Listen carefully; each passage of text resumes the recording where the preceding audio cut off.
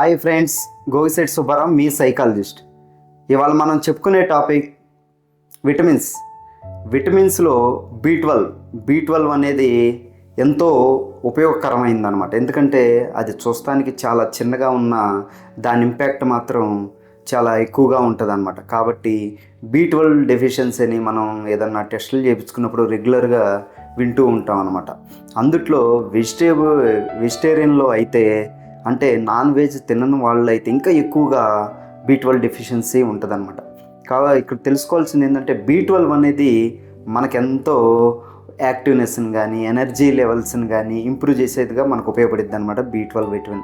అయితే అది మీకు తరచుగా అలసటగా అనిపిస్తుందా, చేతులు కాళ్ళు నిమిరినట్టుగా ఉంటుందా, మర్చిపోవటం పెరుగుతుందా, ఇవన్నీ విటమిన్ బి12 లోపం లక్షణాలు కావచ్చు. కాబట్టి మీరు ఎప్పుడన్నా టెస్టులు చేయించుకున్నా మీరు అలసటగా అనిపించినా కానీ, ఈ కాళ్ళు చేతులు ఏదో మంటలుగా నిబిరినట్టు ఏదన్నా అనిపించినా, మెమరీలో మనం మర్చిపోతున్నాం, గుర్తుంటం లేదు అని అనిపించినా ఇవి బి12 లోపం లక్షణాలే కావచ్చు అనమాట. కాబట్టి ఇక్కడ మీరు తెలుసుకోవాల్సిందంటే విటమిన్ బి12 మన శరీరంలో నరాల ఆరోగ్యం, అంటే బ్రెయిన్ అండ్ నర్వస్ని బాగా యాక్టివేట్ చేస్తాయి. వాటిల్లో బాగా ఉపయోగపడుద్ది అనమాట ఈ బి12 అనేది.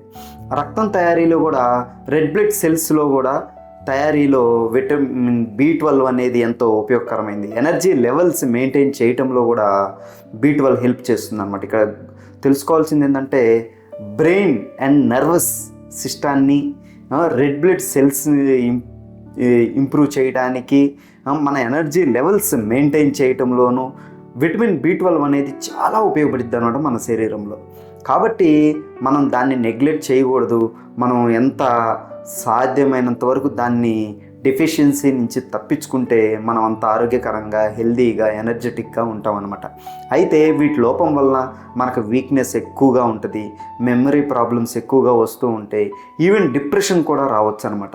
కాబట్టి బి12ని మనం తక్కువ అంచనా వేయకుండా బి12 డెఫిషియన్సీని మనం సప్లిమెంట్స్ ద్వారా కానీ, డాక్టర్ ప్రిస్క్రిప్షన్ తీసుకుని సప్లిమెంట్స్ ద్వారా కానీ, ఫుడ్ ద్వారా అంటే మనకి ఎక్కువగా బి12 ఎగ్స్లోను, మిల్క్ పాల్లోను, ఫిష్ చేపల్లోను, చికెన్ నాన్ వెజ్లోను ఇవి బి12 ఎక్కువగా ఉంటుంది అనమాట.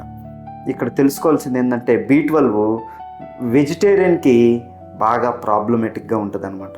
నాన్ వెజ్ వాళ్ళకి మాత్రం బి12 సఫిషియెంట్గా దొరికినా కొంతవరకు వాళ్ళకి మేలు చేస్తుంది, కానీ అది కూడా సరిపోదు అనమాట. అదే వెజిటేబుల్ అయితే నో డౌట్ అనమాట, వాళ్ళకి బి12 డెఫిషియన్సీ కంపల్సరీగా ఉంటుంది. టెస్టులు చేయించుకుని డాక్టర్ అడ్వైస్తో మీరు ఎంతో కొంత సప్లిమెంట్స్ తీసుకుని దాని బి12ని ఇంప్రూవ్ చేసుకుంటారనేది తెలుసుకోవాలన్నమాట. ఫుడ్ ద్వారా అయితే మాత్రం పాలు, పెరుగు, ఇలా పన్నీర్ అని ఇలా రకరకాలుగా పాలతో చేసిన ఐటమ్స్ని ఎక్కువ తీసుకోవటం ద్వారా వెజిటేరియన్స్ బి12 ఎంతో కొంత పెంచుకునే అవకాశం ఉంటుంది అనమాట.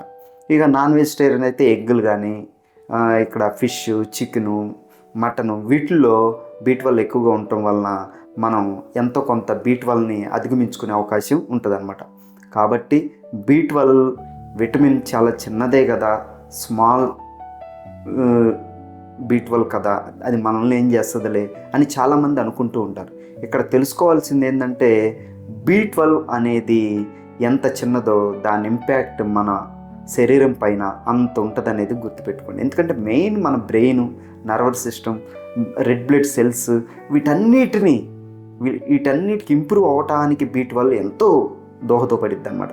కాబట్టి బి12ని మీరు సప్లిమెంట్స్ రూపంలో కానీ, ఫుడ్స్ రూపంలో కానీ బి12ని తీసుకుని మీరు ఆ బి12 డెఫిషియన్సీ నుంచి అధిగమిస్తారనేది